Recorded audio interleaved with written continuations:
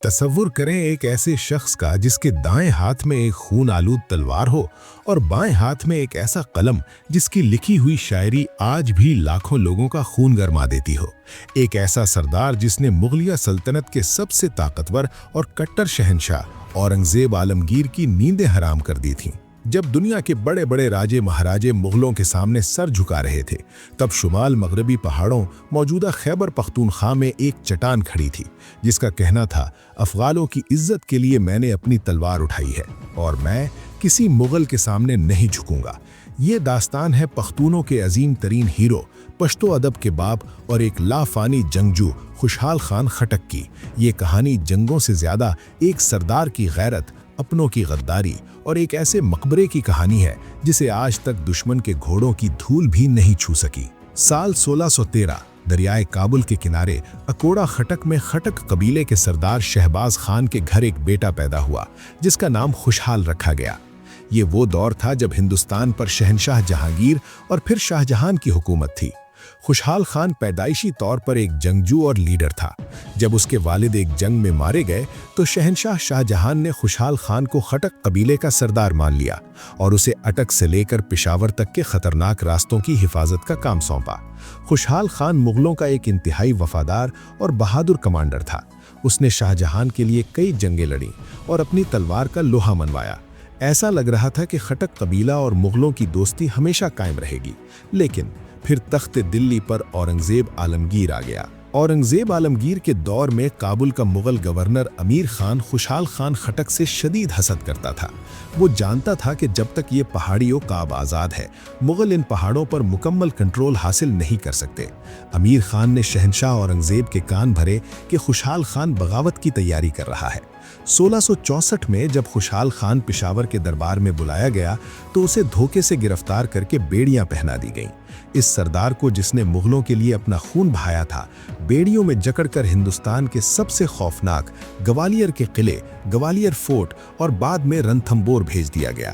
یہ اس جنگجو کی زندگی کا سب سے تاریک اور تنہا دور تھا۔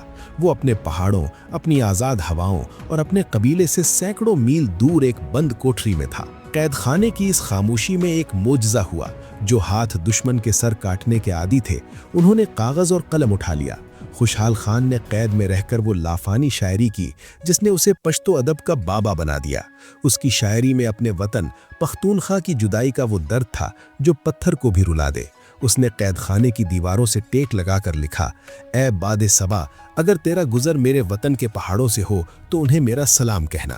مغل بادشاہ نے میرے پاؤں میں بیڑیاں تو ڈال دی ہیں، لیکن وہ میرے ارادوں کو قید نہیں کر سکتا۔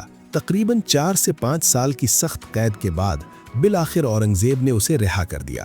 لیکن جب خوشحال خان ان زنجیروں سے باہر آیا تو وہ مغلوں کا وفادار کمانڈر نہیں بلکہ ان کا سب سے بڑا دشمن بن چکا تھا۔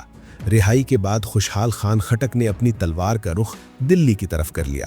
اس نے جان لیا تھا کہ مغل کبھی بھی پختونوں کے سچے دوست نہیں ہو سکتے، وہ صرف انہیں استعمال کرتے ہیں۔ خوشحال خان نے درہ خیبر اور اس کے آس پاس کے تمام پختون قبائل کو اکٹھا کرنے کی کوشش کی۔ اس نے قریہ قریہ جا کر لوگوں کو جگایا، اٹھو، ہم افغان ہیں، ہماری گردنیں کسی مغل کے سامنے جھکنے کے لیے نہیں بنی۔ اس کی قیادت میں افغان جنگجوؤں نے مغل فوجوں پر اتنے اچانک اور خوفناک حملے کیے کہ مغل جرنیلوں کے پسینے چھوٹ گئے۔ پہاڑوں کی ان چھاپہ مار جنگوں، گوریلا وارفیئر نے مغلیہ سلطنت کے خزانے پر بھاری بوجھ ڈال دیا۔ ایک موقع پر تو خود شہنشاہ اورنگزیب کو حسن ابدال تک آنا پڑا تاکہ وہ اس بغاوت کو کچل سکے۔ خوشحال خان باہر کے ہر دشمن سے لڑ سکتا تھا، لیکن اسے سب سے گہرا زخم اپنوں نے دیا۔ اس کا اپنا سگا بیٹا بہرام خان مغلوں کے پیسے اور طاقت کی لالچ میں آ گیا۔ بہرام خان مغلوں کے ساتھ مل گیا اور اپنے ہی باپ کے خلاف تلوار اٹھا لی۔ یہ ایک باپ اور ایک سردار کے لیے موت سے بھی بڑا صدمہ تھا۔ خوشحال خان نے اپنی شاعری میں خون کے آنسو روتے ہوئے لکھا کہ جس قوم کو میں متحد کرنے نکلا تھا وہ پیسوں کے لیے بک گئی۔ اس نے لکھا، میں نے پختونوں کی غیرت کے لیے تلوار اٹھائی، لیکن افسوس کہ آج کے پختونوں میں وہ غیرت نہیں رہی۔ اپنے ہی بیٹے کی غداری کی وجہ سے بوڑھے خوشحال خان کو اپنی زندگی کے آخری دن اپنوں سے دور پہاڑوں میں چھپ کر گزارنے پڑے۔ 25 فروری 1689 کو درہ آدم خیل کے سنگلاخ پہاڑوں میں 76 سال کی عمر میں تلوار اور قلم کا یہ بادشاہ خاموشی سے اس دنیا سے رخصت ہو گیا۔ لیکن مرنے سے پہلے اس عقاب نے اپنی قوم اور اپنے بیٹوں जिन्होंने उसका साथ दिया था, एक इंतहाई लर्जा खेज और जज्बाती वसीयत की थी। मुझे उस जगह दफन करना जहां मुगलिया सल्तनत के घोड़ों की टापों की धूल भी मेरी कब्र तक न पहुंचे। मैं नहीं चाहता कि मरने के बाद भी किसी मुगल घोड़े की खाक मेरे वजूद पर गिरे। उनकी इसी वसीयत के मुताबिक उन्हें अकोड़ा खटक के करीब एक ऐसे वीरान और ऊंचे मकाम पर दफन किया गया जहां कोई रास्ता नहीं जाता। आज भी उनका मज़ार खटक नामा की इन हवाओं में मौजूद है, जहां वाकई किसी मुगल फौज के घोड़े की धूल नहीं पहुंची। खुशहाल खान खटक हार कर भी जीत गया, क्योंकि मुगल सल्तनत आज मिट चुकी है, लेकिन खुशहाल खान की शायरी आज भी हर पख्तून के दिल में जिंदा है।